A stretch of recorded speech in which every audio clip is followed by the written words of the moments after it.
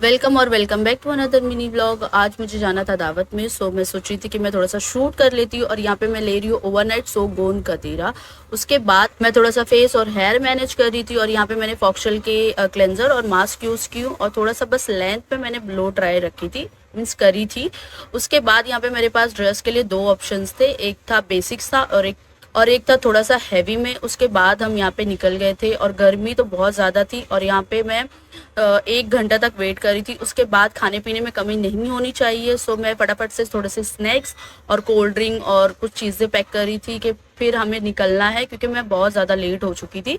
और मेरी अम्मी मेरे पे बहुत गुस्सा कर रहे थे, उनको लग रहा था मैं बस टाइम पास कर रही हूँ। और आधे रास्ते में बहुत ज़्यादा बारिश होने लगी थी, बहुत ज़्यादा नहीं, थोड़ी बारिश होने लगी थी, उस वजह से गर्मी बहुत ज़्यादा हो गई। फाइनली खाते पीते हम पहुंच गए थे, और यहाँ आने के बाद भी हम खाना खा रहे थे, अम्मी सबसे मिल रहे थे। उसके बाद यहाँ पर एक ही टॉपिक था कि शादी कब होगी। यहाँ पे मैं बच्चों के साथ थोड़ा टाइम पास कर रही थी। उसके बाद मेरा पेंडिंग काम था, वो सब कर रही थी। फिर मुझे बोरियत हो रही थी, मैं मेकअप करने लगी।